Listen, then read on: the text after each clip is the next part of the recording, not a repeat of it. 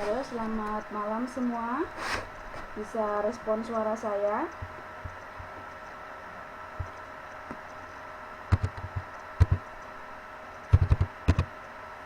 Oke, alhamdulillah bisa ya.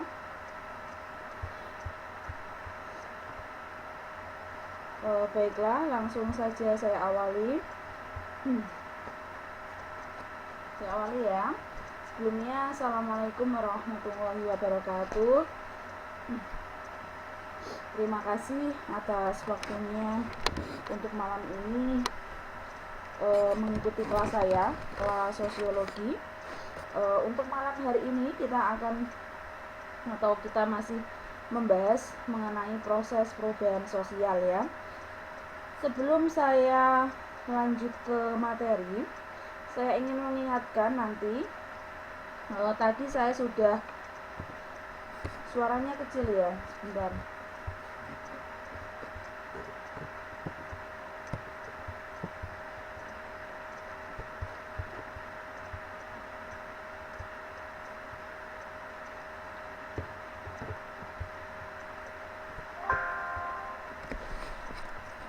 Oke, tadi saya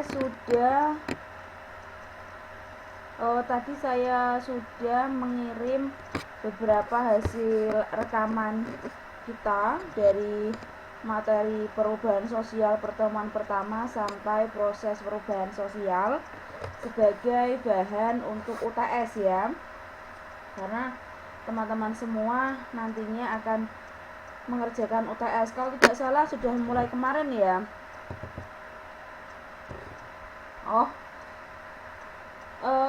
Iya Mbak Lili, perkiraan bulan depan insya Allah ya, perkiraan antara tanggal 12 sampai 14 Februari. Jadi kemungkinan nanti saya akan cuti mengajarnya, karena kalau Python kan nggak mungkin saya ngajar ya. Nanti akan digantikan oleh tutor yang lain. Mungkin saya cutinya selama kurang lebih 45 hari. Biasanya kalau di sini itu sampai istilahnya sampai selapanan ya, atau sampai tali pusar anak itu lepas atau puput gitulah bahasa sini lah. Oh iya, hadiahnya doa ya Mbak Reni ya, supaya lahirannya bisa berjalan dengan lancar, ibu dan anaknya sehat semua ya. Oke, saya ulangi ya, amin, makasih ya semuanya. Saya ulangi, info UTS untuk semester kalian kan sudah diinfokan bagian akademik, sebenarnya kan sudah mulai 2 hari kemarin ya kalau nggak salah. Nah, nanti teman-teman bisa mengerjakan dengan bantuan video yang sudah saya share di masing-masing jam yang sudah ditentukan ya. Jadi nanti sekiranya teman-teman ada permasalahan atau mungkin ingin mengetahui jawaban itu seperti apa, nanti teman-teman bisa memutar kembali. Nah seperti itu ya, UTS-nya nanti dari bab perubahan sosial sampai kita pertemuan 5 yang kemarin.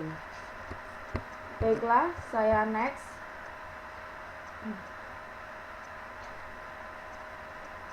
Perubahan sosial di sini seperti yang saya terangkan minggu lalu ya, masih sama karena belum selesai, adalah meliputi beberapa bagian kecil ya, atau sub. Diantaranya adalah discovery, invention, enkulturasi, difusi sampai asimilasi.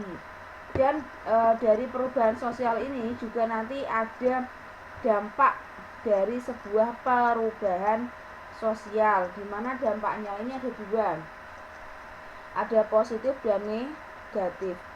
Nah, untuk malam hari ini, untuk minggu lalu kita sudah membahas mengenai discovery, invention, enkulturasi, difusi, sinkretisme, milenarisme, akulturasi. Nah, untuk malam hari ini saya akan membahas mengenai akomodasi dan asimilasi sebelum kita masuk ke dalam pembahasan dampak dari adanya sebuah perubahan sosial. Saya next ya. Untuk akulturasi minggu lalu sudah saya jelaskan. Saya ulangi, di sini ada beberapa pendapat ya. Ada ahli ya, ada Redfield, ada Lincoln, ada Herkovitz, ada Kroeber, ada Gilin. Ya seperti biasa, memang dalam ilmu sosiologi itu pasti ada menurut beberapa para ahli atau para sosiolog. Kemudian intinya dari beberapa pendapat ahli adalah akulturasi dapat terwujud melalui kontak budaya yang bentuknya itu bermacam-macam ya. Inti dari kesemua pendapat di atas. Kita next lagi.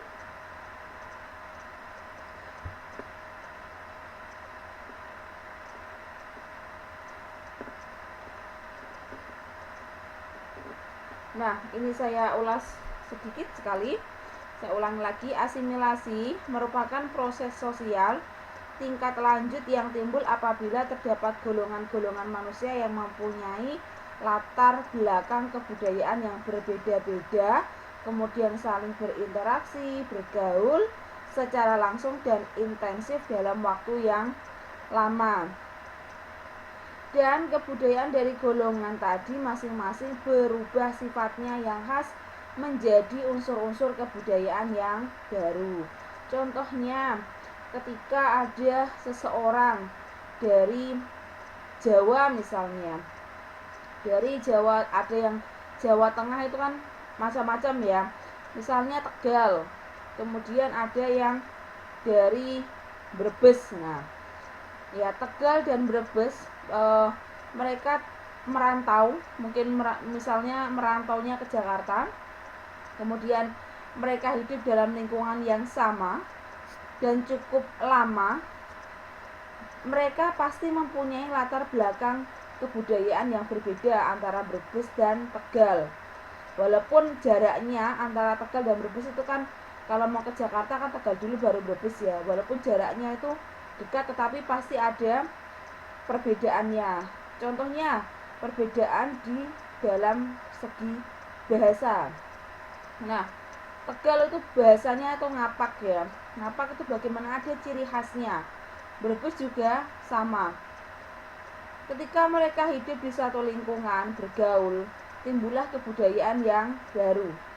Ya, karena mereka hidup di Jakarta, di kota metropolitan, otomatis mungkin mereka lebih terpengaruh dengan bahasa-bahasa Jakarta atau bahasa-bahasa gaul, misalnya gue, lo, dan lain sebagainya. Itu timbul sebuah kebudayaan, karena arti dari sebuah kebudayaan adalah kebiasaan ya, sesuatu yang dilakukan secara terus-menerus atau kontinu. Nah, kita next.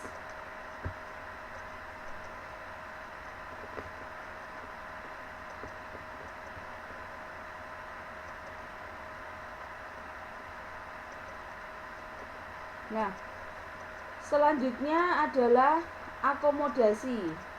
Menurut J.L. Gillin dan J.P. Gillin, akomodasi ini diartikan sebagai suatu pengertian yang digunakan oleh para sosiolog untuk menggambarkan suatu proses dalam hubungan sosial yang sama, di mana artinya pengertian adaptasi yang dipergunakan oleh ahli-ahli biologi untuk menunjuk pada satu proses di mana makhluk hidup menyesuaikan diri dengan alam sekitarnya. Dengan kata lain, suatu keadaan yang menunjuk didapatinya keseimbangan dalam hubungan-hubungan sosial antara perorang dan kelompok orang. Ya, yang berhubungan tentunya berhubungan dengan norma-norma dan nilai-nilai yang berlaku di masyarakat. Oh iya, selamat malam Mbak Putri. Silahkan masuk ya. Cari tempat duduk yang nyaman ya untuk mengikuti kelas saya. Untuk malam hari ini saya cek ini 1, 2, 3, 4, 5 ya. Baru ada 5. Ini yang dari semester lalu yang aktif ini Mbak Bintang, Mbak Lili, Mbak Maya ya. Kalau saya menanyakan sebenarnya, penasaran saja sih sifatnya, seperti Mbak Dewi, Mbak Atun, dan beberapa teman yang aktif di semester lalu ketika kelas 11 itu pada kemana ya Mbak ya? Kok saya jarang melihat di kelas saya, atau memang pas di kelas saya kebetulan nggak bisa, atau anaknya keluar, atau bagaimana? Ada yang tahu nggak?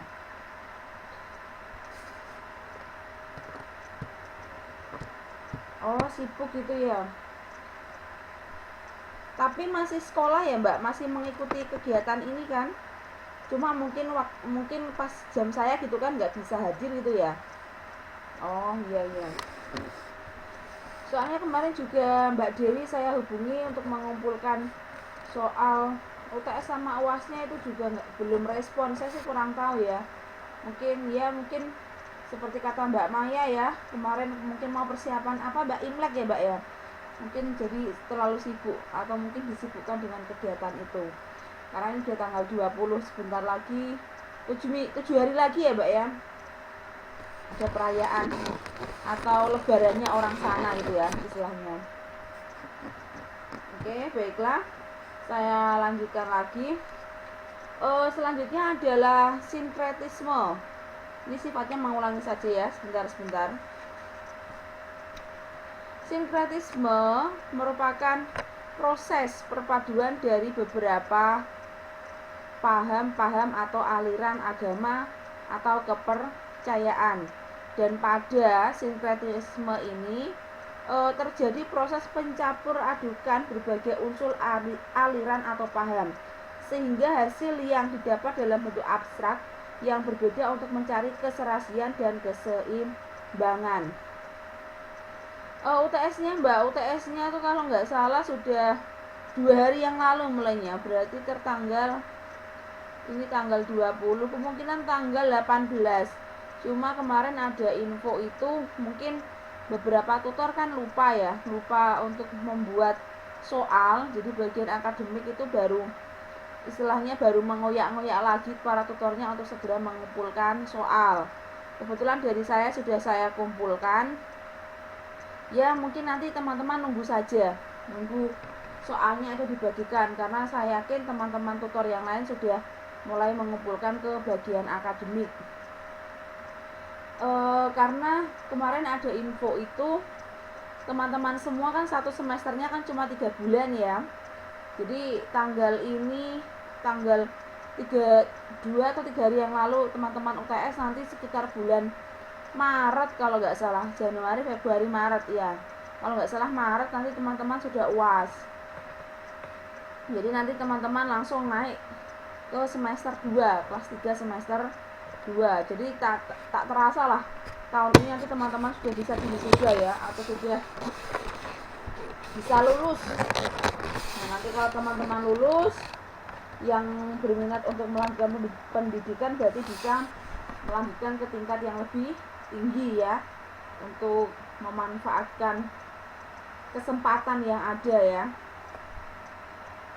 Pokoknya intinya tahun ini teman-teman semua sekitar bulan Septemberan mungkin nanti bisa sudah lulus lah, perkiraan saya.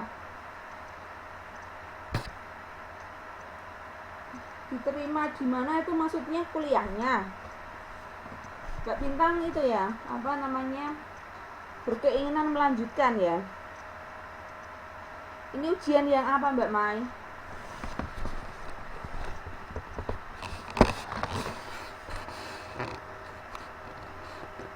Kalau ujian nasional sih standarnya dilakukan di bulan April.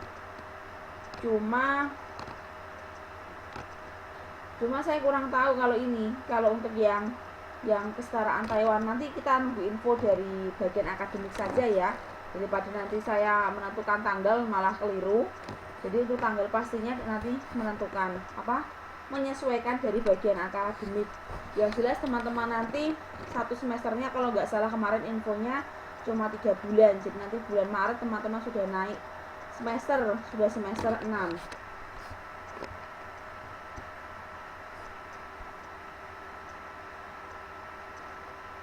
Oh, peraturannya terlalu ya. Ya begini saja Mbak Bintang, untuk lebih tepatnya nanti mungkin Mbak Bintang bisa tanya ke kakak tingkat kalian yang sudah kuliah ya, atau yang sudah mendaftar di UT. Siapa tahu nanti setelah ada perbincangan nanti ketemu jalan permasalahannya kan. Yang dipermasalahkan kan peraturan ya tadi ya, bilangnya Mbak Bintang ya. Barangkali nanti setelah ngobrol sama kakak tingkat, nanti mungkin bisa sharing sama Pak Bambang, nanti mungkin ada pencerahan lah baiknya nanti bagaimana. Atau mungkin karena dari teman-teman yang minat untuk melanjutkan kuliah, mungkin nanti bisa difasilitasi dari Pak Bambang mungkin ya. Kalau banyaknya peminat kan pasti siapa tahu kita berpikir begini, oh ternyata dari kesetaraan Taiwan ini anak-anaknya pada pengen melanjutkan, berarti kan pola pikirnya kan sudah ingin mengutamakan yang namanya sebuah pendidikan. Nah mungkin dari situ nanti akan kebuka jalan, oh ini nanti saya carikan link-link yang bisa untuk mempermudah teman-teman semua dalam mencapai sarjana ya, tingkat S1 ataupun D3.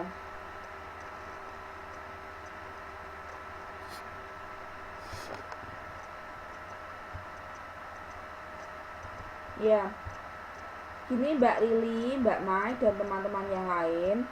Kemarin di grup tutor itu diinfokan bahwa tutor itu diingatkan kembali untuk segera mengumpulkan soal UTS ya, dan batas maksimal pengumpulannya sebenarnya sudah 3 hari yang lalu.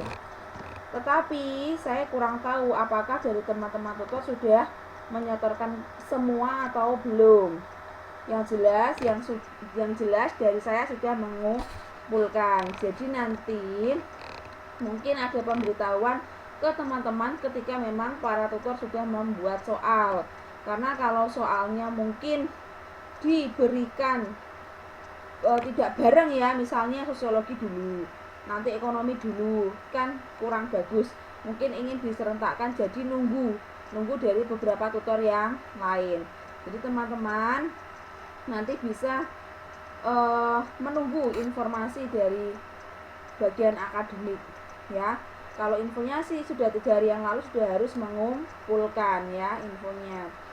Nah, untuk mapel saya tadi sudah saya uraikan di awal bahwa ya soal-soal nanti yang keluar adalah bab pembahasan perubahan sosial. Jadi teman-teman nanti bisa mempersiapkan ya. Kemudian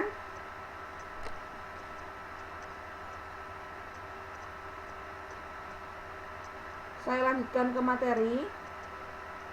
Yang selanjutnya setelah sinkretisme adalah milenarisme. Milenarisme ini disebut juga mesianisme, di mana suatu gerakan rakyat yang timbul atas kepercayaan bahwa seorang tokoh akan datang untuk membebaskan orang dari segala penderitaan atau kesengsaraan. Ini lebih kepada kepercayaan ya, seperti penguasa lah, bahwa nanti akan ada seorang pemimpin yang bisa membuat masyarakat atau orang-orang di bawahnya itu menciptakan sebuah kepercayaan yang tinggi yang akan membantu masyarakat di bawah untuk kehidupannya lebih enak, lebih maju. Mungkin bisa melalui program-program ya, biasanya ini lebih kepada penguasa. Nah, ini sudah kita masuk ke bab pembahasan selanjutnya, yaitu dampak perubahan sosial.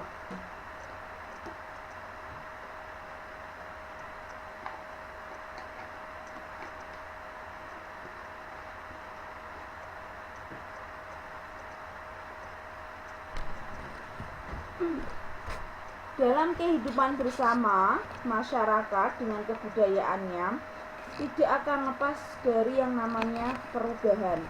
Kenapa seperti itu? Karena setiap manusia fasenya atau siklusnya pasti akan mengalami yang namanya perubahan. Contohnya misalnya dari segi pertumbuhan, awalnya kecil badannya, kemudian lambat laun tambah besar, tambah tinggi, tambah gemuk, dan lain sebagainya. Itu perubahan dari segi fisik. Kemudian dari segi IQ atau kepintaran, ketika seseorang yang awalnya tidak mengetahui apa-apa, kemudian dia rajin belajar dan kemudian dites hasilnya bagus, nah itu akan mengalami yang namanya perubahan.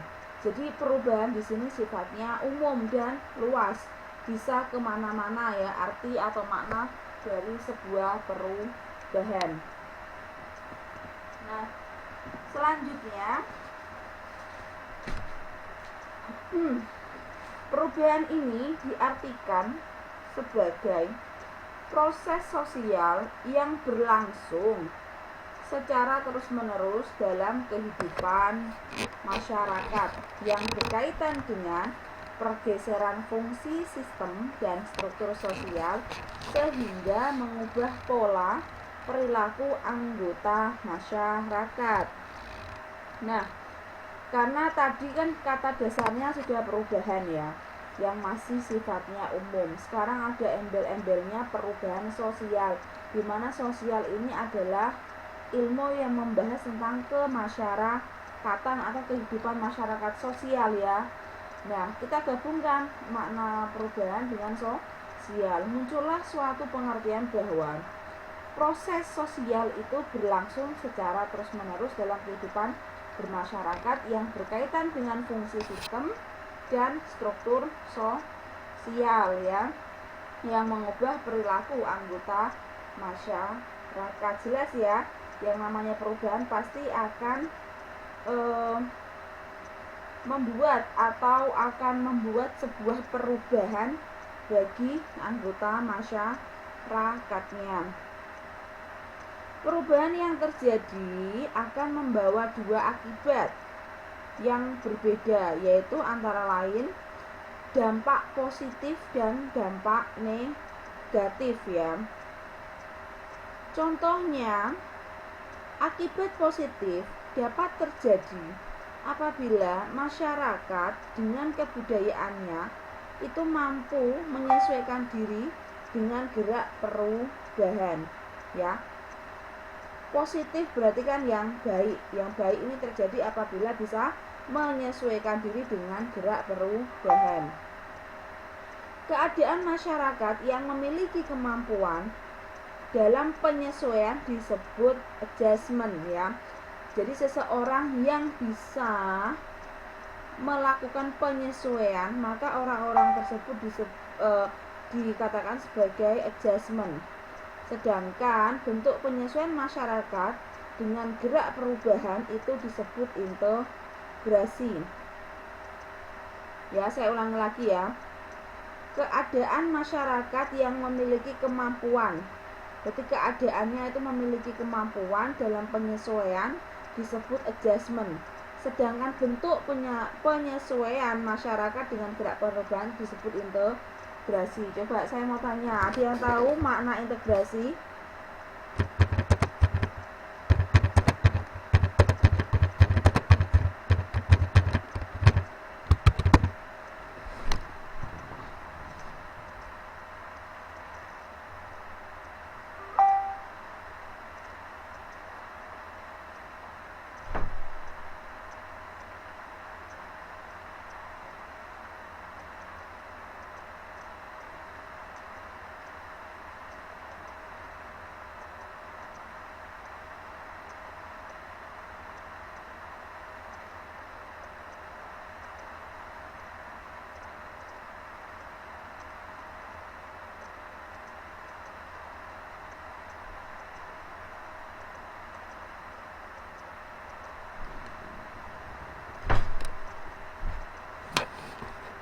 Integrasi adalah ada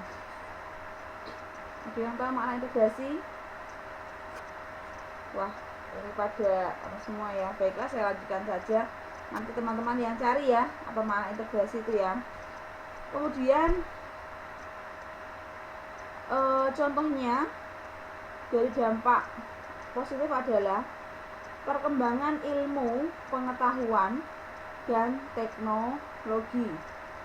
Dampak positif dari adanya perubahan ya.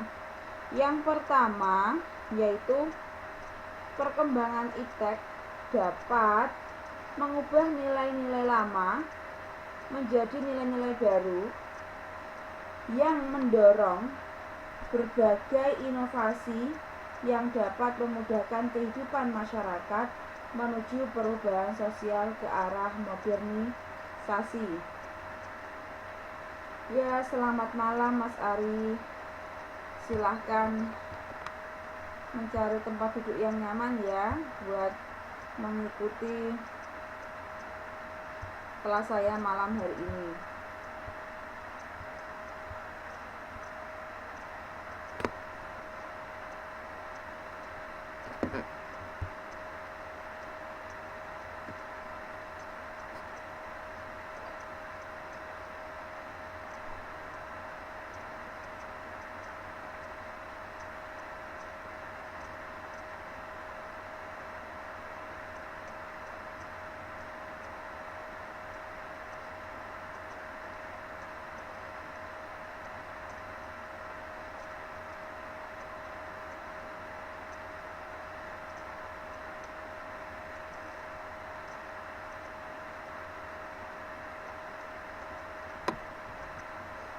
Oke.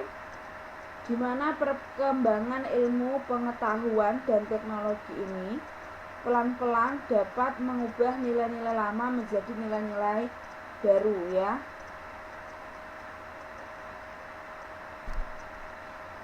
Kemudian yang kedua, tercipta lapangan kerja baru.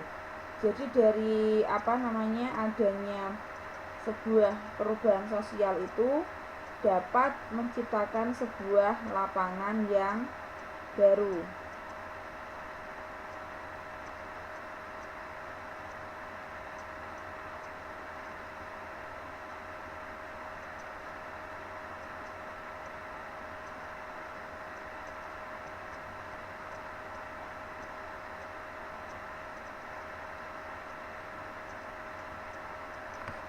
Dapat mendorong industrialisasi dan perkembangan perusahaan multinasional.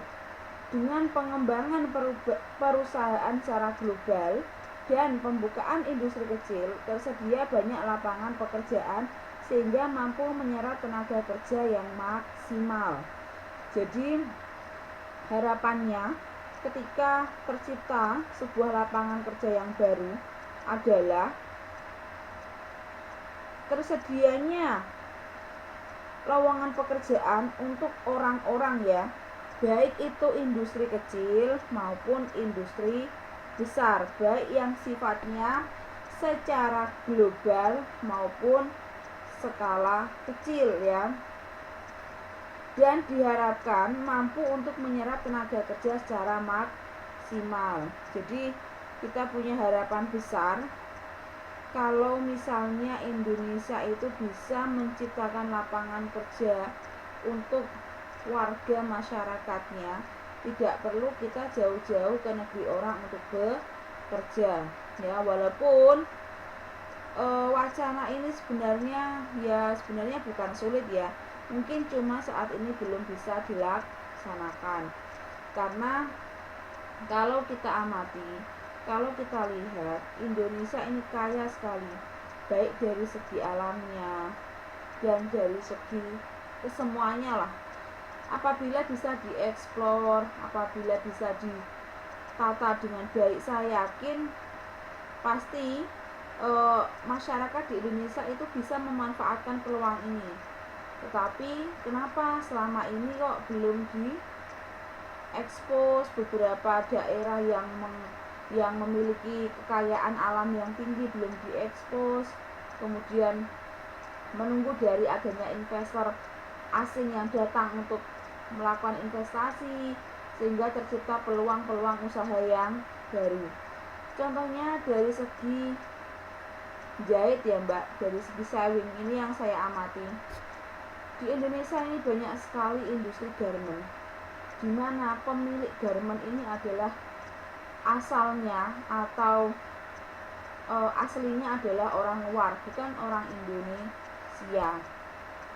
Bahkan yang baru-baru ini juga ada yang langsung bukan turunan ya, maksudnya turunan gini, bukan keturunan Cina, orang Cina nikah dengan orang Indonesia kemudian memiliki anak, dan yang membuat itu anaknya bukan. Yang sekarang yang ada di sekitar yang saya amati, sekitar saya itu justru malah garment itu baru dan orangnya itu dari orang luar, datang ke Indonesia, menyewa tanah di Indonesia untuk membuat sebuah industri. Seandainya para pemangku kebijakan di negara kita bisa memanfaatkan, bisa mencari peluang, dan seandainya SDM kita itu cukup atau sumber daya manusia cukup, saya yakin tidak perlu kita harus mengimpor tidak harus kita tuh mendatangkan orang-orang atau investor dari luar untuk memanfaatkan lahan kita dalam menciptakan sebuah usaha. Saya yakin itu bisa ya, walaupun kenyataannya sekarang belum begitu maksimal, tapi jangka panjangnya saya harap nanti kita bisa memiliki itu ya, tanpa kita harus mencari pekerjaan ke luar ya. Karena sering saya sekali lihat di televisi itu ada banyak, tidak satu, tidak dua, tapi banyak. Ada yang TKI, TKW yang ditangkap polisi, ada yang disiksa dan lain sebagainya. Itu sebenarnya kan hal yang sangat miris ya, atau hal-hal yang sangat menakutkan, walaupun banyak di balik itu kejadian itu banyak yang bisa atau banyak yang selamat lah istilahnya, memiliki majikan yang tidak seperti yang saya contohkan tadi.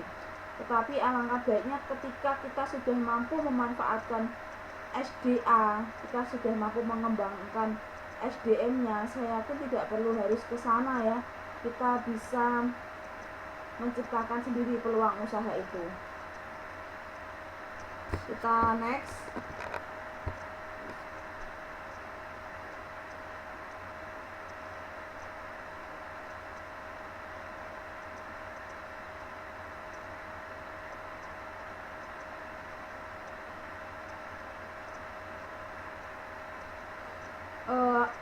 Yang selanjutnya adalah terciptanya tenaga kerja yang profesional. Nah, harapan kita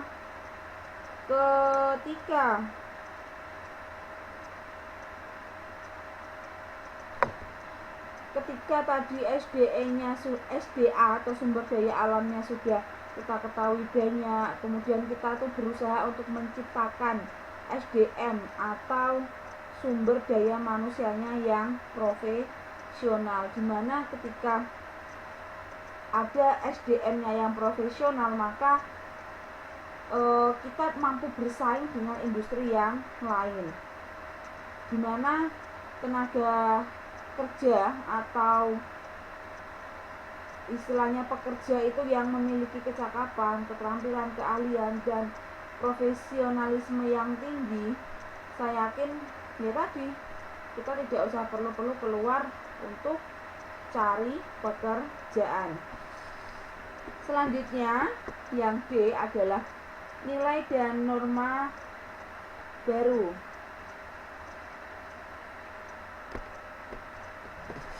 Nilai dan norma baru itu terbentuk. Nilai merupakan sesuatu yang baik, penting, dihargai. Dan norma merupakan aturan yang dapat mengikat nilai. Norma di sini adalah sebuah aturan. Aturan dapat mengikat sebuah nilai. Selanjutnya yang E adalah efektivitas dan efisiensi kerjanya meningkat. Harapannya dari sebuah perubahan sosial ya. Selalu berkaitan dengan penggunaan alat produksi yang dapat menghasilkan produk lebih cepat, lebih banyak, dan tepat sasaran. Kalau efektivitasnya, etos kerjanya sudah tinggi, otomatis akan menambah efisiensi dari segi waktu, biaya, sehingga ketika kita memproduksi sesuatu itu bisa lebih cepat, kemudian lebih banyak, dan tepat sasaran. Ya, harapannya seperti itu dampak perubahan sosial dari segi positif. Selanjutnya adalah berakibat negatif. Akibat negatif dapat terjadi apabila masyarakat dengan kebudayaannya tidak mampu menyesuaikan diri dengan gerak perubahan. Nah, ini yang perlu teman-teman semua garis bawahi ya. Dampak negatif ini akan muncul apabila masyarakat dengan kebudayaannya tidak mampu menyesuaikan diri ya. Jadi kebiasaannya itu tidak mampu menyesuaikan diri. Ketidakmampuan masyarakat dalam menyesuaikan diri dengan perubahan itu disebut maladjustment. Ini yang perlu teman-teman ingat ya. Kalau tadi yang dampak negatif itu adjustment, kalau yang tidak dapat menyesuaikan diri dalam bentuk negatifnya itu maladjustment. Akibatnya akan menimbulkan yang namanya disintegrasi. Kalau tadi adjustment akan menimbulkan yang namanya integrasi. Kalau maladjustment akan menimbulkan disintegrasi. Apa itu disintegrasi? Disintegrasi maksudnya adalah suatu proses memudarnya nilai dan norma dalam masyarakat sehingga berakibat adanya perubahan-perubahan dalam lembaga masyarakat atau pudar. Kalau integrasi itu kan persatuan, berarti disintegrasi adalah pecahnya sebuah persatuan, atau dengan kata lain adalah memudarnya sebuah persatuan.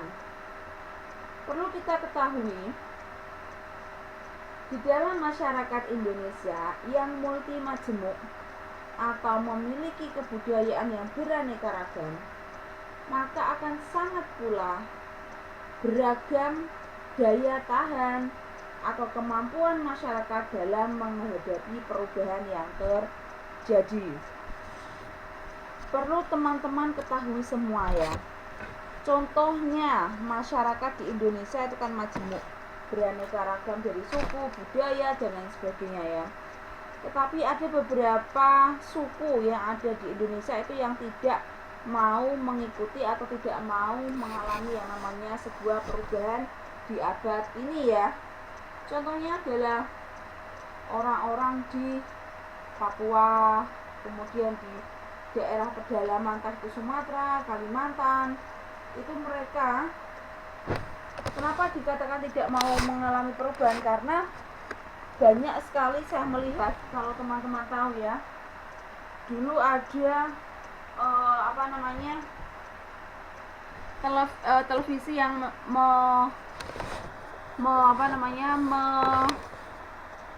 mengadakan acara itu Primitive Runway ya, kalau tidak salah itu di Trans TV ya, Primitive Runway, di mana ada beberapa artis yang sengaja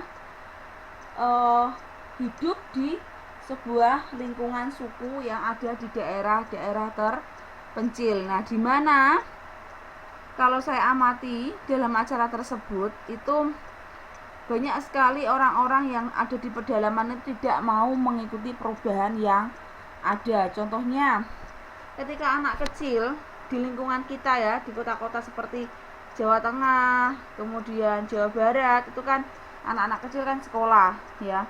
Tapi di sana anak-anak kecil itu tidak sekolah, tetapi diajari untuk bertahan.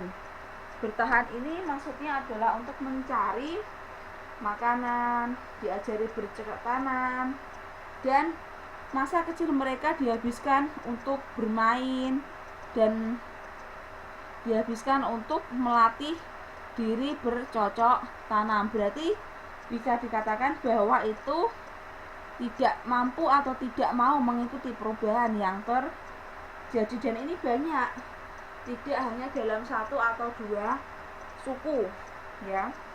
Kemudian suatu disintegrasi atau pecahnya sebuah persatuan atau memudarnya sebuah persatuan itu terjadi apabila masyarakat sebagai agen perusahaan. Masyarakat di sini dikatakan sebagai agen perusahaan.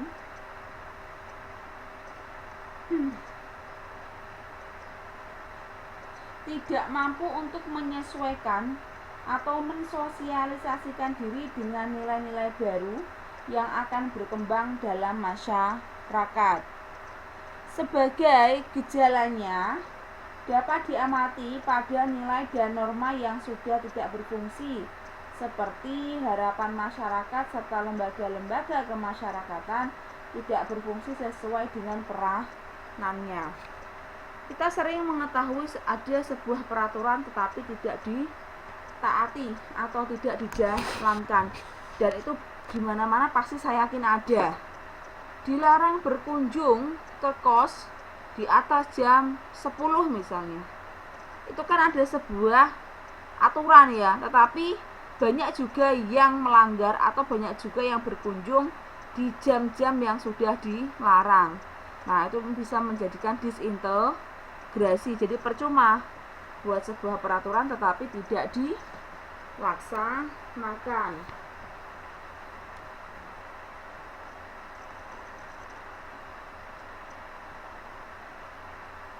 Selanjutnya, sebagai gejala-gejala yang diamati pada nilai dan norma yang sudah tidak berfungsi, ya tadi ya, ada aturan tetapi tidak dilaksanakan. Apabila nilai, norma, dan lembaga kemasyarakatan sudah tidak berfungsi, maka timbullah disintegrasi atau memudar atau terjadi sebuah perpecahan. Jadi proses disintegrasi ini merupakan akibat dari perubahan sosial dalam bentuk tadi apa? Maladjustment. Ya. Biasanya dalam hal ini adalah masyarakat yang menimbulkan terjadinya pergolakan daerah akan menimbulkan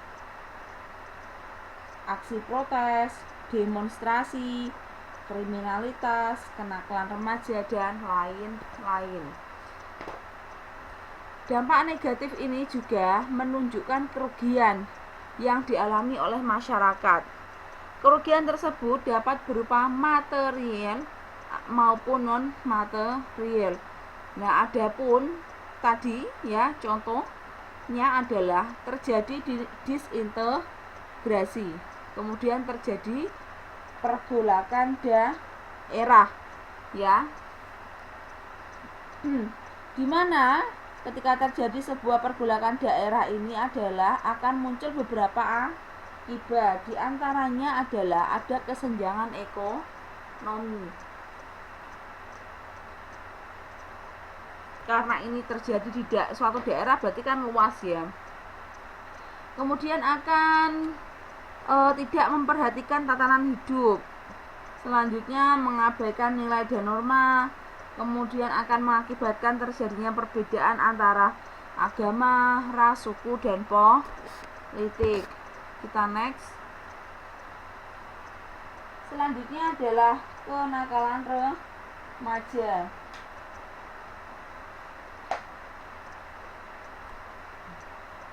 Kenakalan remaja adalah suatu perbuatan antisosial yang dilakukan oleh anak-anak remaja ya, anak-anak dilakukan oleh anak-anak. Apabila dilakukan oleh orang dewasa maka dikategorikan sebagai tindak kejahatan. Tanda-tanda kenakalan remaja adalah antara lain membolos. Kemudian ada siswa bandel. Kemudian sukar untuk diatur, kemudian melakukan kebut-kebutan di jalan, bahkan ada yang memakai obat-obatan terlarang. Akan terjadi sebuah yang namanya kenakalan remaja. Kenakalan remaja ini muncul akibat pengaruh dari perubahan sosial, nilai-nilai kebebasan budaya barat yang diadopsi tanpa menyesuaikan kebudayaan kondisi. Inilah yang muncul di Indonesia ya Mbak. Teman-teman bisa amati. Seragam SMA di Indonesia itu kan aturannya rok itu kan di bawah lutut ya. Di bawah lutut dengan jarak kurang lebih 5 atau 7 cm ya. Tetapi karena mungkin mengikuti atau mengadopsi dari luar negeri, kebanyakan rok-rok yang dipakai anak SMA itu sekarang malah itu di atas lutut ya. Mungkin ini terjadi di kota-kota besar. Kemudian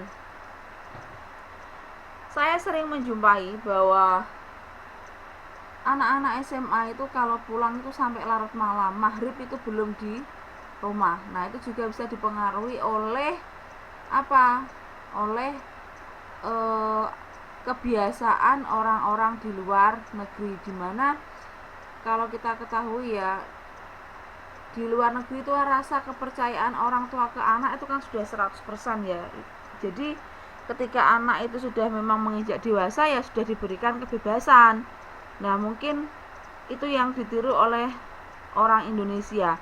Jadi ketika anak pulang sekolah sampai malam itu Terkadang ketika orang tua itu tidak memperhatikan dengan jeli, itu pasti akan kecolongan anaknya pulang malam. Kemudian dari sinetron, ya sinetron di Indonesia itu kebanyakan menurut saya tidak bermutu. Kenapa seperti itu?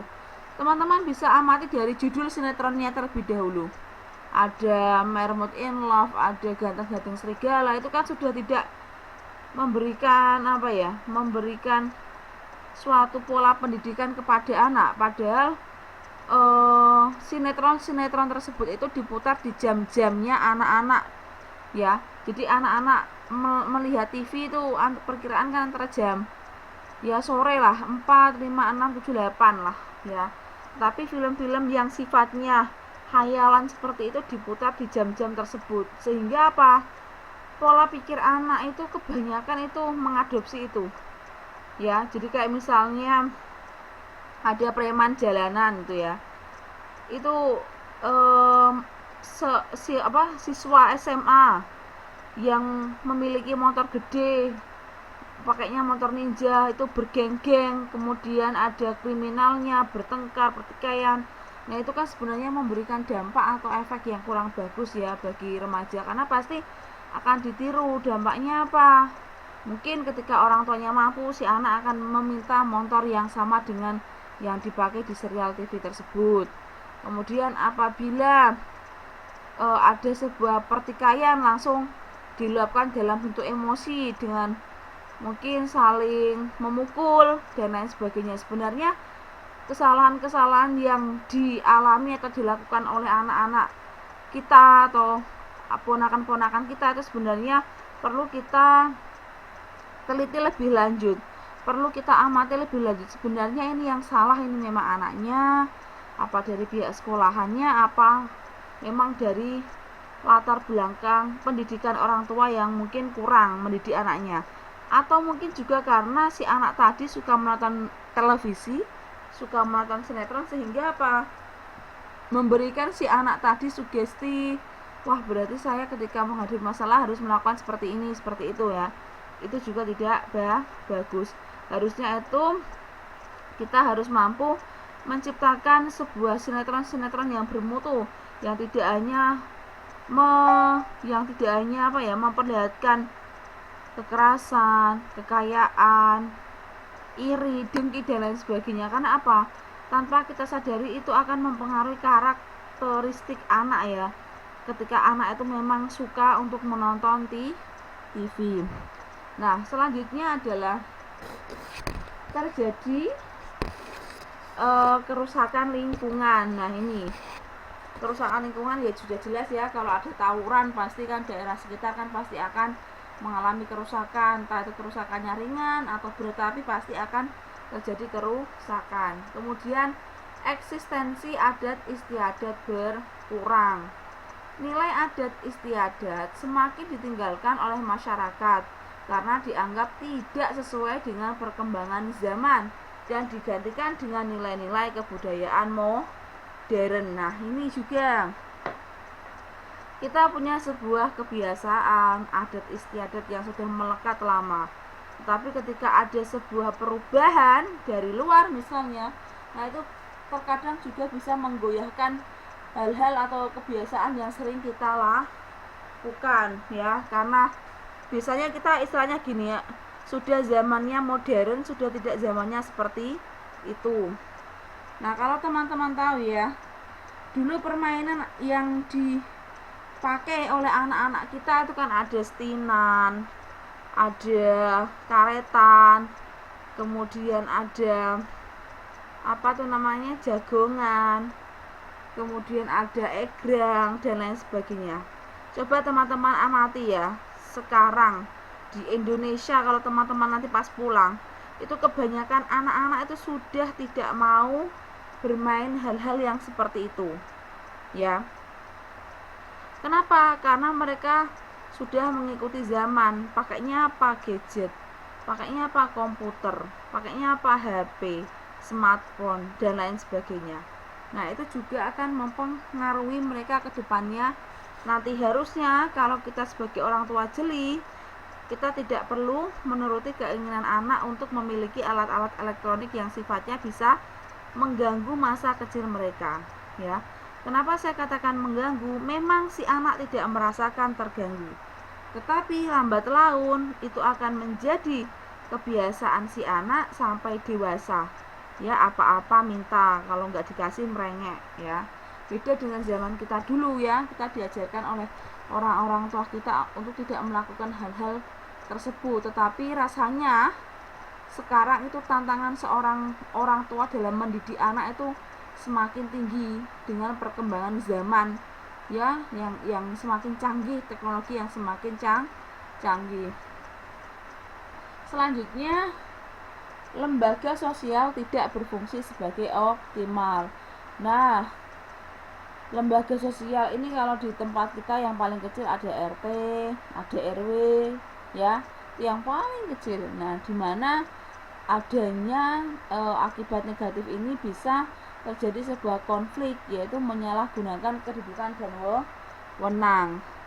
Sering sekali di televisi itu tiap pagi, ya, ada info KPK lah. Sekarang yang baru in-nya itu adalah penangkapan mantan direktur utama dari Garuda, ya, yang menerima suap sekitar 20 miliar. Nah, bayangkan ketika perubahan, kemudian tingkat hidup yang semakin tinggi tidak kita imbangi, kita tergiur dengan yang namanya korupsi. Nah, pasti kita tanpa sadari akan menerima itu. Banyak sekali di Indonesia pejabat-pejabat kita yang melakukan korupsi. Ya, mungkin karena dia tidak bisa menerima kenyataan bahwa pendapatannya ya memang segitu, ya, dan dia ingin mengembalikan, istilahnya ketika seorang pejabat dulu mau mencalonkan diri itu kan banyak yang namanya kampanye dan lain sebagainya. Tentunya kampanye tersebut tidak murah, ya, alias mahal. Sehingga ketika seseorang itu sudah menjadi pejabat, biasanya bagaimana cara saya untuk memperoleh uang untuk menggantikan atau untuk membayar uang yang sudah dia gunakan pada saat kampanye. Itu sudah umum sekali terjadi di mana-mana, ya. Makanya mungkin nanti seandainya kita diberikan amanah dari Yang Maha Kuasa, bisa menjadi seseorang pemimpin, ya, minimal pemimpin dalam keluarga kita sebaiknya itu harus terbuka dengan suami, ya, kalau di dalam keluarga, ya, atau mungkin kalau dalam pemerintahan, ya, kita harus terbuka dengan orang-orang yang kita percayai. Jangan sampai kita menyalahgunakan kedudukan dan wewenang yang telah diberikan atau diberikan oleh masyarakat sebagai tanggung jawab kita, ya. Dikasih kepercayaan kan harusnya dijaga, bukan disalahgunakan. Selanjutnya adalah muncul paham duniawi. Nah, paham duniawi ini yang pertama adalah konsumerisme. Nah, ini konsumerisme ini berasal dari bahan konsumsi, ya. Konsumsi itu apa? Memakan. Nanti kalau bahasa dasarnya, kata dasarnya. Sedangkan di sini diimbui kata kon sama diimbui dengan ritme, ya. Dimana artinya adalah paham atau ideologi yang menjadikan seseorang itu mengonsumsi atau memakai barang-barang secara berlebihan, ya. Misalnya sudah punya HP 1, masih aja pengen beli HP yang lain. Nanti ada HP yang baru pengen beli lagi, jadi nanti HP-nya banyak. Nah, itu sifat konsumerisme. Ini kalau kita tidak mampu untuk melawan sebuah perubahan yang sifatnya negatif ini, pasti kita akan kewalahan, ya. Masa kita tiap kali ada handphone keluaran baru kita harus beli? Kan nggak bisa seperti itu, kan. Kita tidak bisa istilahnya membuang uang sia-sia hanya untuk mengikuti hawa nafsu seperti itu, ya. Makanya kita harus mengurangi sifat konsumerisme. Selanjutnya, sekularisme. Apa ini sekularisme? paham yang memisahkan urusan duniawi dengan urusan agama. Ya, ini termasuk dampak negatif ya dari paham duniawi, di mana kita harus mampu memisahkan urusan dunia dengan urusan agama. Padahal dalam kenyataannya, faktanya yang namanya urusan dunia itu ya pasti akan berhubungan dengan agama. Contohnya ketika kita pengen bersedekah, kita pengen membantu orang lain, kok kita nggak punya uang, ya nggak bisa. Makanya urusan duniawinya apa? Kita harus bekerja dengan giat supaya agama kita dapat, kita bisa bersedekah atau memberikan sedikit pendapatan kita untuk orang lain. Selanjutnya adalah hedonisme, di mana paham yang menganggap hidup bertujuan untuk mencari kebahagiaan sebanyak mungkin dan menghindari prasangka-prasangka yang menyakitkan. Nah, ini menganggap hidup bertujuan untuk mencari kebahagiaan sebanyak mungkin. Nah, ini mungkin yang mungkin kesalahan yang dilakukan oleh pemangku kebijakan di atas ya, seperti tadi ya yang saya contohkan, mantan direktur Garuda yang korupsi 20 miliar itu mungkin dia belum puas dengan gaji yang dia peroleh, tunjangan yang dia peroleh, sehingga apa, ketika ada tawaran untuk melakukan korupsi dia menerima itu. Karena apa? Mungkin ada perasaan begini, ketika saya sudah tua nanti, sudah pensiun, saya punya tabungan yang lebih banyak, pasti akan saya lebih tenang. Jadi ketika saya masih muda, saya bagaimana cara saya untuk memiliki atau untuk mendapatkan uang sebanyak mungkin. Ya, mungkin seperti itu ya. Kita next. Nah, sebelum ini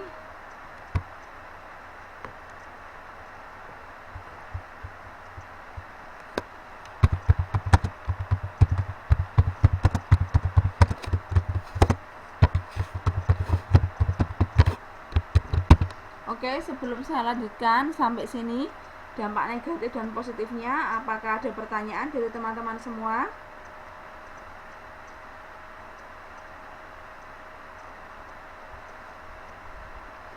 Tidak, saya lanjutkan ya dampak negatifnya ini,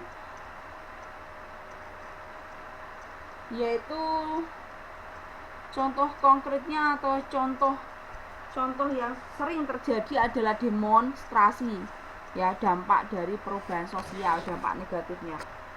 Demonstrasi adalah suatu gerakan massal yang bersifat langsung dan terbuka yang dilakukan secara lisan maupun tulisan. Maksudnya lisan itu gimana? Kalau ada aksi demonstrasi kan pasti kita menyuarakan ya, langsung secara lisan. Juga menggunakan tulisan dengan apa? Kita membuat banner, kita membuat tulisan-tulisan yang kita angkat ketika kita demo, sehingga banyak orang nanti di sekitar yang mungkin lewat di tempat yang dibuat untuk demo itu bisa membaca.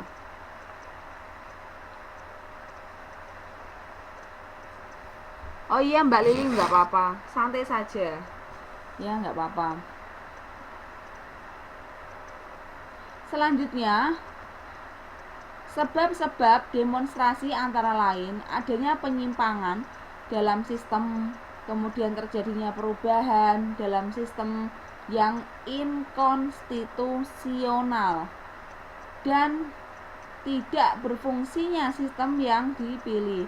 Adapun akibat dari sebuah demonstrasi antara lain terganggunya stabilitas di bidang Ipolek, Sosbud, dan Hankam, atau mendorong timbulnya tindak kejahatan politik dan ekonomi, serta menghambat pembangunan dan modernisasi. Teman-teman, kalau update berita di Indonesia ya, kemarin waktu ada masalah dengan Pak Ahok yang beliau dikasuskan karena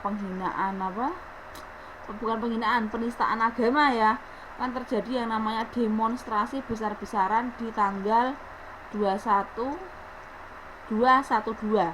tanggal 2 tahun 212 ya istilahnya itu ya, saya lupa itu mengartikannya gimana ya, 212. Nah, itu demonstrasi yang berkumpul di Monas yang menyuarakan untuk segera Bapak Ahok itu ditahan dan dicabut dari jabatannya. Nah, seperti itu ya demo-demo. Atau yang mungkin paling in yang baru-baru ini adalah demonstrasi antara FPI atau Front Pembela Islam dengan gerakan GNPI atau apa gitu. Saya lupa panjangnya, soalnya itu kalau dibaca tuh panjang itu. Terjadi kerusakan yang dimana kerusakan ini sudah sifatnya brutal, sudah menghancurkan tempatnya. Kemudian yang melakukan adalah ada anak di bawah umur atau anak yang masih kecil, kan kasihan ya, mungkin dia itu tidak tahu apa-apa tapi dia didoktrin, dipaksa untuk melakukan itu. Sebenarnya tidak boleh ya, kasihan, karena anak kecil kalau dari kecilnya aja sudah didoktrin seperti itu, bagaimana besarnya nanti? Berarti kita sama aja menciptakan preman ya. Karena sebenarnya ketika ada anak kecil yang mencopet, ketika ada anak kecil yang istilahnya melakukan kejahatan, sebenarnya kalau kita amati kan tidak sepenuhnya salah dia ya. Karena apa? Karena tidak ada yang mau melakukan kejahatan, pasti tidak ada. Semua itu pengennya baik, tetapi kebetulan memang sudah menjadi garis hidupnya bahwa dia harus melalui fase itu. Nah, ada juga yang setelah melalui fase itu dia sadar, kemudian dia insaf ya ada yang sudah melalui fase itu tapi dia kembali lagi ya ada ya, banyak. Itu biasanya tergantung dengan kebutuhan. Kemudian biasanya dalam aksi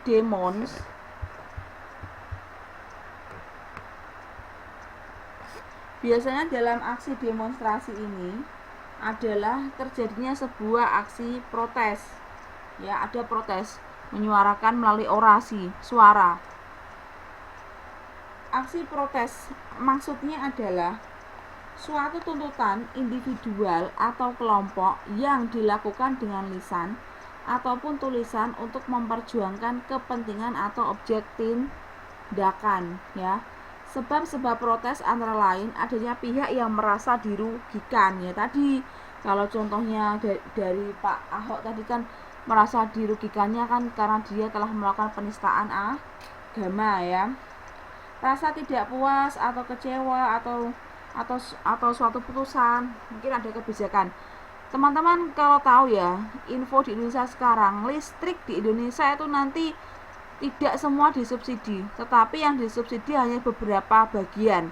Kalau sekarang kan kita masih bisa menikmati listrik murah, tapi sebentar lagi pasti kita akan merasakan listrik itu mahal. Saya tidak tahu kenapa bisa seperti itu.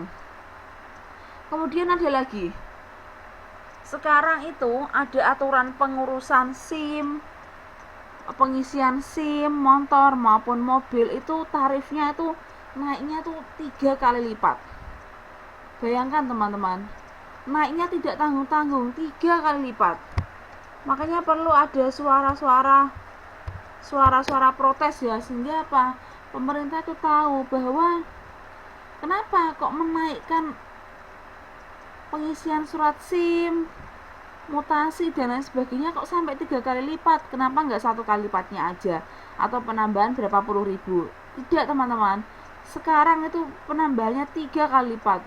Jadi saya membayangkan ke depan itu hidup di Indonesia tuh memang kalau kita tidak punya penghasilan yang banyak atau tinggi itu pasti nanti kita akan tergerusnya bagaimana ya, kita pasti terkadang kalau kita nggak kuat ya imannya, mungkin kita ingin melakukan hal-hal yang dilarang, mungkin kita akan lebih banyak memiliki sifat iri dan dengki dan lain sebagainya.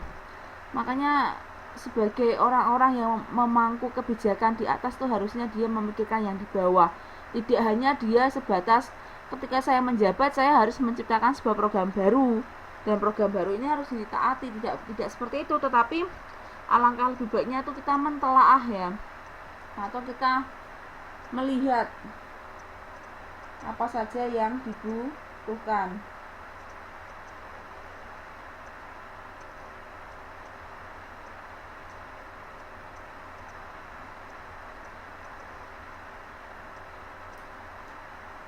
Nah, selanjutnya adalah bentar. Kita next. Nah, ini perubahan sosial. Oke. Gini saja, saya ingin memberikan tugas karena ini kita sudah mau UTS ya. Belum pernah sama sekali saya kasih tugas. Ini tugasnya saya tulis di sini ya, Mbak.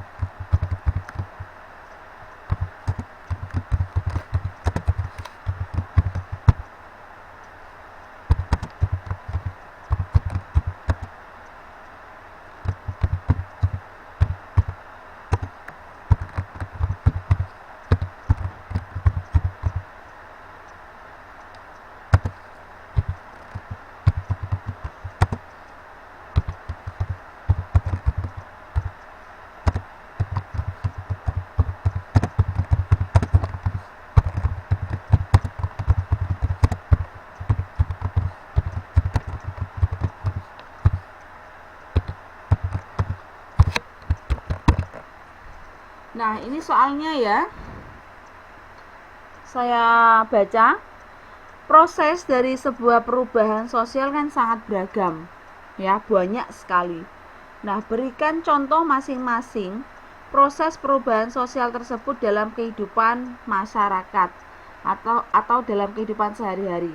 Nah, teman-teman bisa cek lagi proses perubahan sosial itu meliputi apa saja. Nah, nanti teman-teman cari contohnya masing-masing. Ya. Kalau saya ulas tadi di awal ada sedikit ya. Ada inovasi, ada discovery. Saya coba ke slide pertama.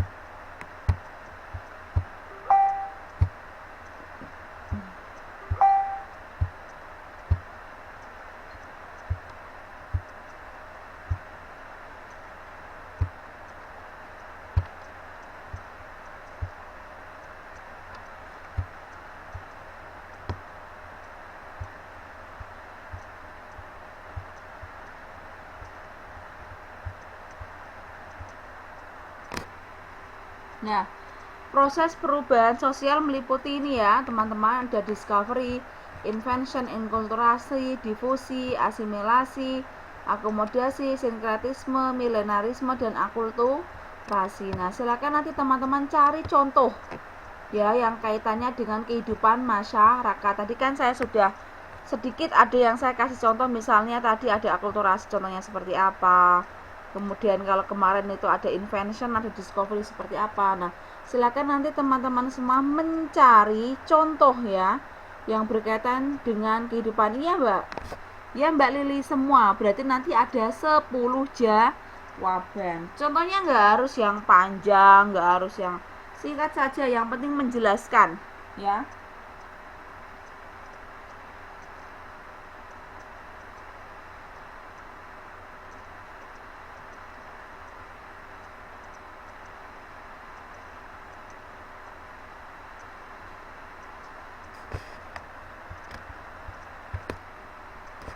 Apakah sudah bisa dipahami?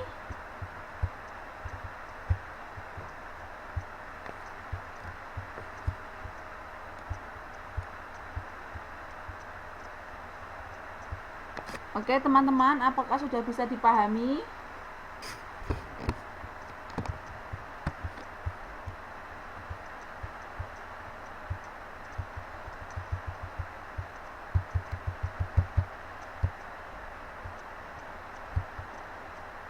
Oke, ya bisa ya.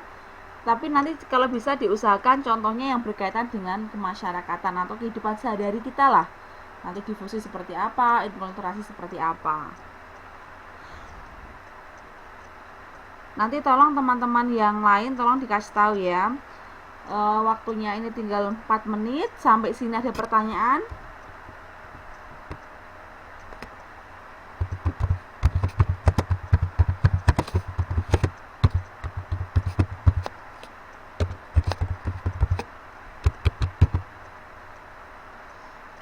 nggak ada ya. Baiklah, tinggal 3 menit waktunya. Saya akhiri ya pertemuan malam hari ini. Selamat istirahat untuk teman-teman semua. Sampai ketemu lagi minggu depan ya. Saya akhiri. Assalamualaikum warahmatullahi wabarakatuh.